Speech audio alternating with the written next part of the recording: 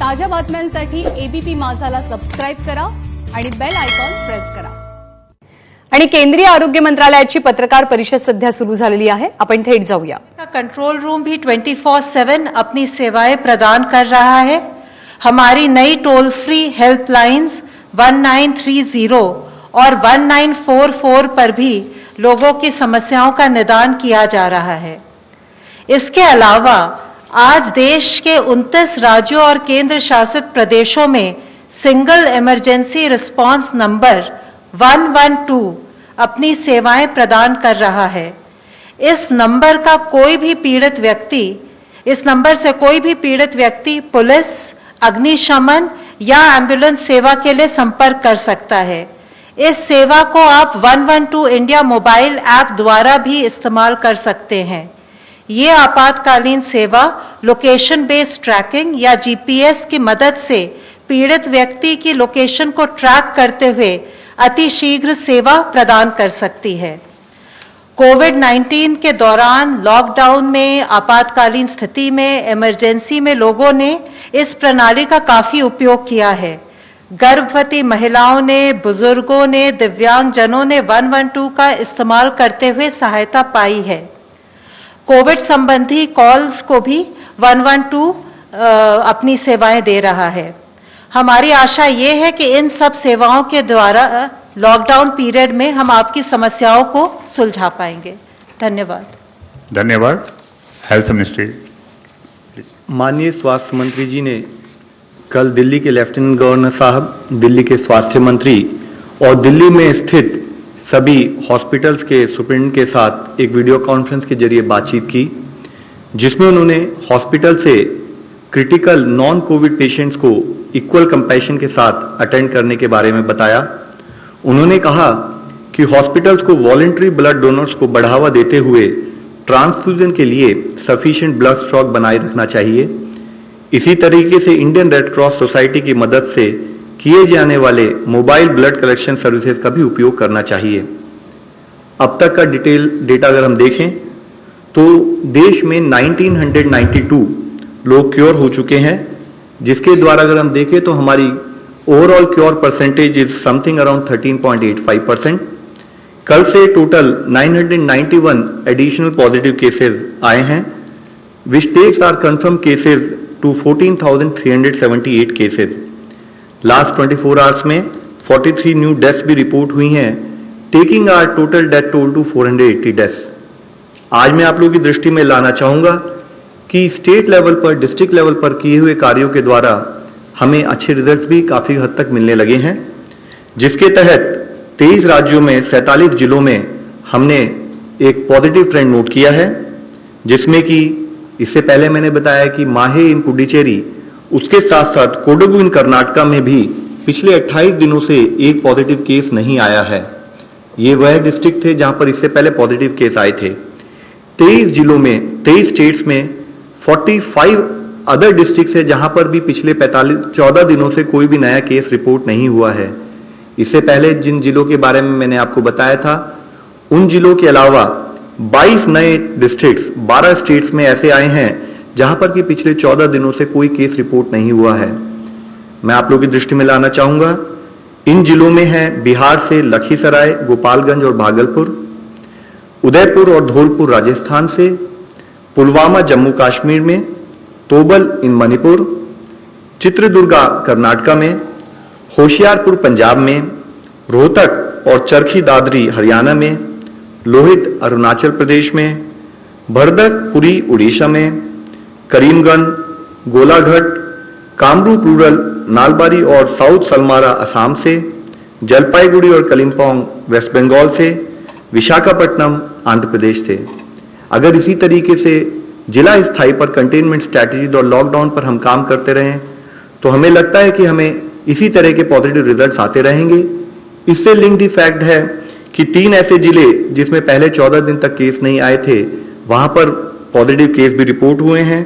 वह है पटना बिहार में, नादिया वेस्ट बंगाल में और पानीपत इन हरियाणा, जहां पर कि कुछ पॉजिटिव केस आए हैं। यह पॉइंट मैं आप लोगों की दृष्टि में इसलिए लाना चाहता हूं कि यह एक लड़ाई है, यह एक बैटल है जिसमें हमें day to day continued vigil पे रहना पड़ेगा, तभी हम इस लड़ाई से जीत सकते हैं। डेथ का जो डिटेल्स आई थी, अगर हम उसको एनालाइज करें तो हमने देखा है कि हमारे देश में मॉर्टेलिटी करीब 3.3% पाई गई है, जिसमें अगर एज वाइज एनालिसिस करें तो पाते हैं कि 0 to 45 ईयर्स एज ग्रुप में 14.4% ऑफ पीपल वहां पर डेथ नोट की गई है, 45 to 60% में 10.3%, 60 to 75 में 33.1% और 75 ईयर्स एंड अबव में 42.2%। तो यानी कि हम देखते हैं कि 75.3% केसेस जो हैं वह 60 प्लस उम्र के लोगों में डेथ नोट की गई है। इसी तरीके से कोमॉर्बिड कंडीशंस के बेसिस पे एनालाइज करें तो हम देखते हैं कि 83% केसेस में कोमॉर्बिडिटीज भी पाई गई हैं। यह मैं आप लोगों की दृष्टि में इसलिए लाना चाहता हूं क्योंकि इससे पता लगता है कि एल्डरली पीपल और पीपल विद कोमॉर्बिडिटीज वह हाई रिस्क केसेस में आते हैं। आज लॉकडाउन और सोशल डिस्टेंसिंग के बारे में जब हम बात करते हैं तो हर आदमी को सोशल डिस्टेंसिंग को फॉलो करना है, क्योंकि उसके घर में अगर कोई बुजुर्ग भी है तो उसके द्वारा उनको भी इन्फेक्शन पास होने का खतरा हो सकता है। इसके साथ ही जैसे मैंने आपको बताया कि 14,378 पॉजिटिव केसेस जो आए हैं उसमें से 4,291 लगभग 29.8% केसेस निजामुद्दीन मरकज क्लस्टर से सिंगल सोर्स से संबंधित पाए गए हैं, जिससे 23 स्टेट्स और यूनियन टेरिटरी से इससे रिलेटेड केसेस पाए गए।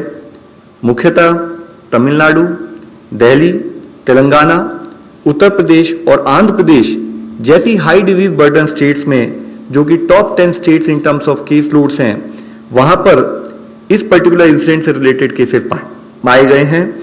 तमिलनाडु में 84% केसेस, दिल्ली में 63% केसेस, तेलंगाना में 79% केसेस, यूपी में 59% केसेस और आंध्र प्रदेश में 61% केसेस इस इवेंट से लिंक नोट किए गए हैं। इसके साथ ही मैं आप लोगों की दृष्टि में लाना चाहूंगा कि कुछ कम केसेस रिपोर्ट होने वाले राज्यों में भी इस इवेंट से रिलेटेड केसेस ने कंट्रीब्यूट किया, जैसे कि अरुणाचल प्रदेश में जो एक मामला आया है वह इस इवेंट से रिलेटेड है। असम में 35 केसेस में से 32 केसेस यानी कि 91% केसेस, अंडमान निकोबार में 12 में से 10 केसेस यानी कि 83% केसेस का सेम लिंक पाया गया। इस इवेंट को मैं आप लोगों की दृष्टि में इसलिए लाना चाहता हूं कि सरकार की सलाह के अनुसार लॉकडाउन और सोशल डिस्टेंसिंग अगर कोई एक भी व्यक्ति पालन नहीं करता है, उसके पालन ना करने से देश के लिए कॉन्सिक्वेंसेस होते हैं। हमें सबको मिलकर यह इंश्योर करना है, हमें सबको मिलकर यह प्रयत्न करना है कि हम सोशल डिस्टेंसिंग से संबंधित दिशा निर्देशों का पालन करें, डिजीज मैनेज करने के लिए लॉकडाउन से संबंधित डूज एंड डोंट्स को फॉलो करें। इसके साथ ही टेस्टिंग मेथोडोलॉजी के केयरफुल रिव्यू करने के बाद आईसीएमआर ने नेशनल टेस्ट टास्क फोर्स की एडवाइस के तहत एक नया दिशा निर्देश जारी किया है, जिसको मैं आप लोगों की दृष्टि में लाना चाहूंगा। इसके द्वारा उन्होंने बताया है कि मुख्यतः जैसे आप लोग इस प्रेजेंटेशन के थ्रू देख सकते हैं कि real time PCR test is actually the gold standard frontline test for कोविड-19। यह पॉइंट इसलिए बताना जरूरी समझता हूं कि हम सबको डिफरेंस पता होना चाहिए कि real time PCR test versus antibody test के क्या क्या रोल और क्या क्या लिमिटेशंस हैं।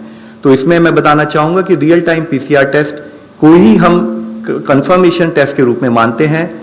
जो रैपिड एंटीबॉडी टेस्ट है वह इस टेस्ट को रिप्लेस नहीं करता, और रैपिड एंटीबॉडी टेस्ट का प्राइमरी पर्पस है कि वो prevalence of disease in a particular area के बारे में दर्शाता है, और इसकी यूटिलिटी जैसे कि इससे पहले भी अवगत किया गया है कि एंटीबॉडीज बनने में करीब मिनिमम 7 दिन लग सकते हैं बॉडी में। तो इसकी यूटिलिटी अगर कोई आदमी इन्फेक्टेड है तो 7 दिन के बाद ही उसके सिम्टम्स आ सकते हैं, तो उसके बाद ही इसकी कोई हमें क्लैरिटी या कोई आउटपुट मिलता है। साथ ही रैपिड डायग्नोस्टिक टेस्ट का पर्पज कंफर्मेटरी टेस्ट के रूप में ना होते हुए एपिडेमियोलॉजिकल स्टडीज और सर्वेलेंस पर्पजेस के लिए किया जाता है। इस रैपिड एंटीबॉडी टेस्ट को भी जब किया जाए तो प्रॉपर मेडिकल सुपरविजन के तहत किया जाए, और साथ ही हमने ये बताया कि इस रैपिड एंटीबॉडी टेस्ट को हॉटस्पॉट में यूज करना है।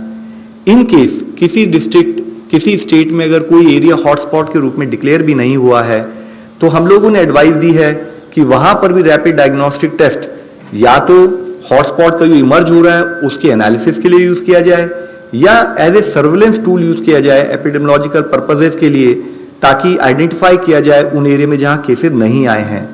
इसके साथ ही एक बहुत मुख्य इशू यह है कि रैपिड डायग्नोस्टिक टेस्ट वो सर्विलेंस पर्पस से और एपिडेमियोलॉजिकल पर्पस से जो डेटा हमारे सामने प्रस्तुत करता है, उसके तहत अगर हमारे को कोई पॉजिटिव केस मिले तो उससे रिलेटेड हमें कॉन्टैक्ट ट्रेसिंग और फॉलोअप के लिए जरूरी है कि वह टेस्ट की डिटेल भी ऑनलाइन पद्धति से स्टेट लेवल पर, डिस्ट्रिक्ट लेवल पर और साथ ही नेशनल लेवल पर पहुंचे, जिसके तहत हमने आदेश ये दिए हैं कि जो भी रैपिड डायग्नोस्टिक टेस्ट करें वह भी covid19cc.nic.in/ICMR इस पोर्टल पर अपने आप को रजिस्टर करके उसके बाद ही इन टेस्ट का इस्तेमाल करें, ताकि इसके द्वारा मिली हुई इंफॉर्मेशन को हम इस्तेमाल कर सकें। साथ ही देश की टेस्टिंग स्ट्रैटेजी में आप लोगों की दृष्टि में लाना चाहूंगा। इसमें जो बताया गया है कि चाहे वो PCR टेस्ट हो, चाहे वो point of care rapid diagnostic test हो, इनको किस किस लोगों के ऊपर करना है। इसमें मुख्यतः सिम्टोमेटिक इंडिविजुअल्स जिनकी कोई ट्रैवल हिस्ट्री हो, एसिम्टोमेटिक कॉन्टैक्ट्स जो कोई लैब कंफर्म केस के सिम्टोमेटिक कॉन्टैक्ट्स हो उनका टेस्ट होना चाहिए। इसी तरह कोई हेल्थ केयर वर्कर जो सिम्टोमेटिक हो उसका टेस्ट होना चाहिए। साथ ही कोई सीवियर एक्यूट रेस्पिरेटरी इलनेस से अगर कोई पेशेंट हो जो किसी फैसिलिटी में जाता है, उसको अगर कोई फीवर, कफ या शॉर्टनेस ऑफ ब्रेथ हो उसकी टेस्टिंग होनी चाहिए।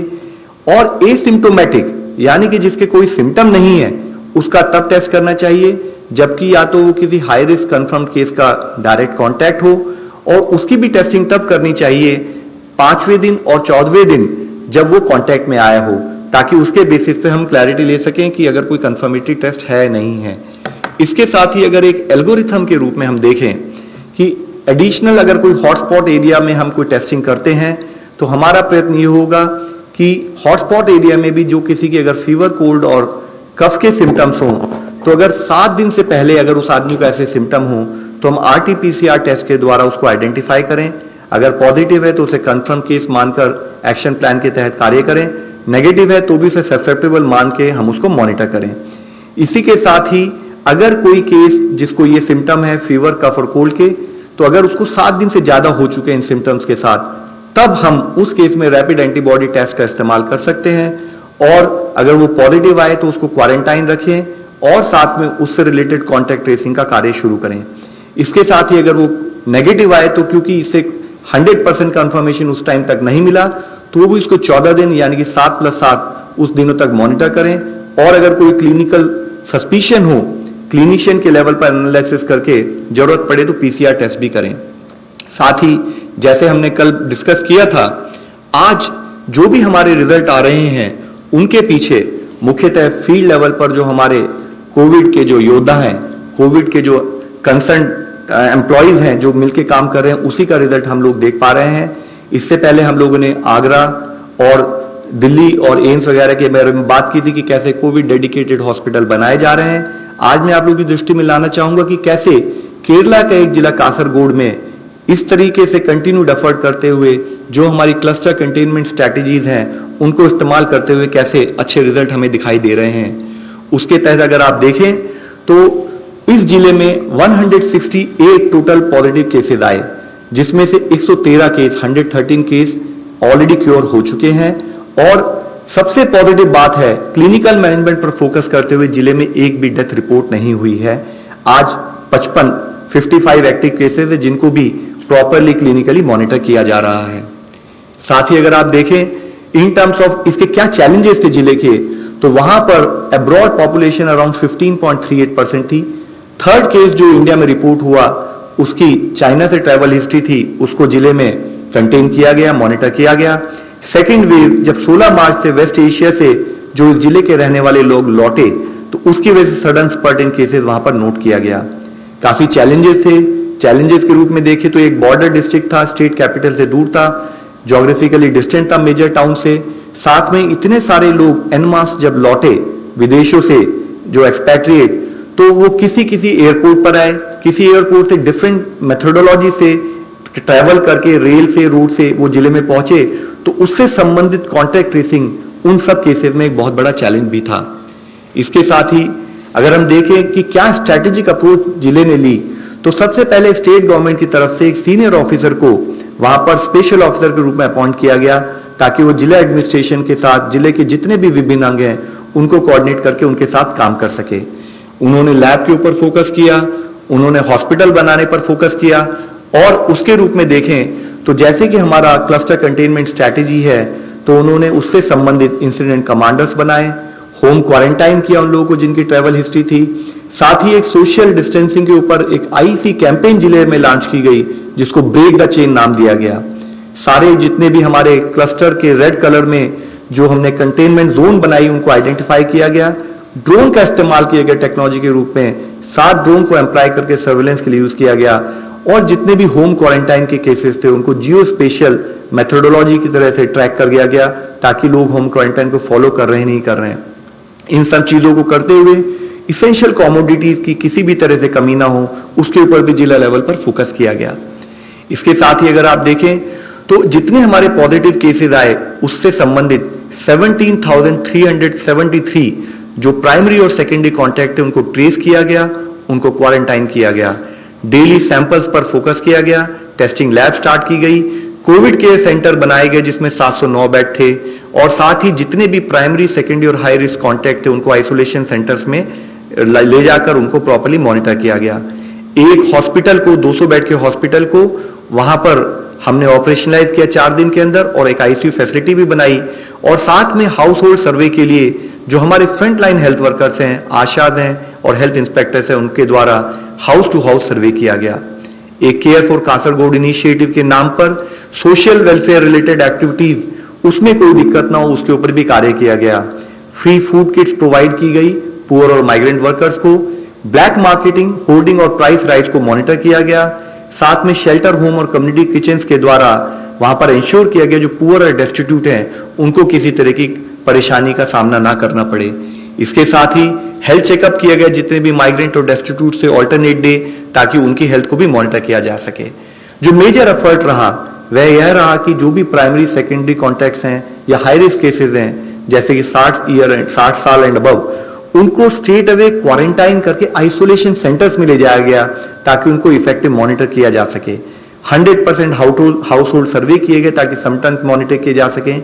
इसेंशियल कमोडिटीज एक बहुत मेजर इंटरवेंशन रहा, और साथ में इफेक्टिव अवेयरनेस कैंपेन जो भी कार्य किया गया वह कम्युनिटी को मिलाकर, कम्युनिटी को जोड़कर किया गया। और मैं आप लोगों को आखिर में यही बताना चाहूंगा कि we really got to know, we got very positive results कि जब लोग ट्रीटमेंट के बाद, क्योर होने के बाद वो अपने घर लौटे। मैं आप लोगों से अंत में यही रिक्वेस्ट करना चाहूंगा, ये एक हमारी कंटिन्यूड बैटल है, इसमें हम सब लोगों को मिलकर काम करना है, सब लोगों को सपोर्ट करना है। यह समस्त सरकार, संपूर्ण समाज, सब लोगों को मिलकर करने वाला एक उद्यम है जिसमें हमें कोई भी आदमी, किसी का भी ऐसा ना हो कि हमें सपोर्ट ना मिले, हमें सबका सपोर्ट मिले और हम इस बैटल में जीत के इस देश की तरफ से एक सक्सेसफुल एग्जाम्पल दुनिया के सामने रखें। धन्यवाद। धन्यवाद। ICMR के लिए क्वेश्चन है, online question. What is the demonstration study that ICMR is doing for HCQ? Is it a randomised control trial? If not, what is the design? ये जो हाइड्रोक्सीक्लोरोक्विन की स्टडी है ये ऑब्जर्वेशनल यानी कोहर्ट है।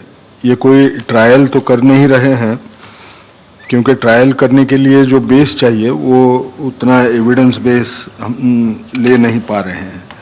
इसमें तकरीबन 480 पेशेंट्स एनरोल होंगे। ये 8 हफ्ता चलेगी। ऐसे अंदाज है कि वो शायद उसको 2 महीने का 2.5 महीने का टाइम तो लगेगा ही। और एक हमको समझना चाहिए, ये लॉकडाउन का पीरियड है, वो काम करना भी उतना ही हमारे लिए कठिन जा सकता है। ये करते वक्त हमने ये समझ के दूसरी एक स्टडी लॉन्च की कि जिसमें जो लोग, जब पता चला हाइड्रोक्सीक्लोरोक्विन का एक स्टडी होने वाला है तो कुछ लोगों ने, हेल्थ केयर वर्कर्स ने हाइड्रोक्सीक्लोरोक्विन लेना शुरू कर दिया। तो उनमें साइड इफेक्ट्स क्या हैं उसका भी पता करने के लिए एक स्टडी लॉन्च की गई। वो जो स्टडी है इसमें ये पता चलता है कि एवरेज एज वो लोगों का 35 साल था, और ये 35 साल की उम्र वाले जो लोग हैं इनमें सबसे ज्यादा कोई लक्षण दिखाई दिया तो वो था एब्डोमिनल पेन, जो उन्होंने रिपोर्ट किया है। 10% लोगों को एब्डोमिनल पेन हुआ, तकरीबन 6% लोगों को नौशिया यानी उल्टी होने का महसूस हुआ उनको। बाकी जो थे वो कम प्रोपोर्शन में मिले, जैसे कुछ लोगों को हाइपोग्लाइसीमिया हुआ, वो तकरीबन 1.3% लोग थे। इसमें एक चीज उभर के आ रही है कि ये जो हेल्थ केयर वर्कर्स थे, उनमें से तकरीबन 22% जो वर्कर्स थे, उनको या तो डायबिटीज था, ब्लड प्रेशर था, या कोई कोरोनरी वैस्कुलर डिसीज वाली कोई बीमारी थी, या रेस्पिरेटरी इलनेसेस थे। शायद उसके डर से वो लोगों ने शुरू किया होगा। सबसे जो हमको एक नजर जो आया, जिसके बारे में सब लोगों ने सोचना चाहिए, कि हेल्थ केयर वर्कर्स रहते हुए भी तकरीबन 14% लोगों ने खुद का ईसीजी भी निकाला नहीं था। तो ये एक किस्म की स्टडी, ये भी ऑनगोइंग है। एम्स में दोनों क्लोरोक्विन के स्टडीज हो रहे हैं, जिसमें प्रोफिलैक्टिक भी वो देख रहे हैं और थेराप्यूटिक इम्पैक्ट भी देखने की वो कोशिश हो रही है। सब में एक समझना बहुत जरूरी है कि आज के तौर पे डर के मारे हेल्थ केयर वर्कर्स कई साइट पे सारे के सारे ये दवा लेने की कोशिश कर रहे हैं। कुछ साइट्स ऐसे हैं जहां दवा लेने की फ्रीक्वेंसी कम है और उसका असर स्टडी डिजाइन पे होता है। हम लोगों को स्टडी करने के लिए दोनों होमोजेनियस पॉपुलेशन वहां जो मिलना है, वो हमको मिलने में थोड़ी सी दिक्कत आ रही है। Sneha, CNN News. I'm Sneha from CNN. My question, one to Dr. Ganga Khetkar and the second one to Mr. Love Agarwal. Dr. Ganga Khetkar, to you first. Can you tell us what's really happening as far as Remdesivir is concerned? Is there any possibility of any sort of a trial or any observational study in India if at all we end up producing this domestically? And to Mr. Love Agarwal, I want to ask you, there are several...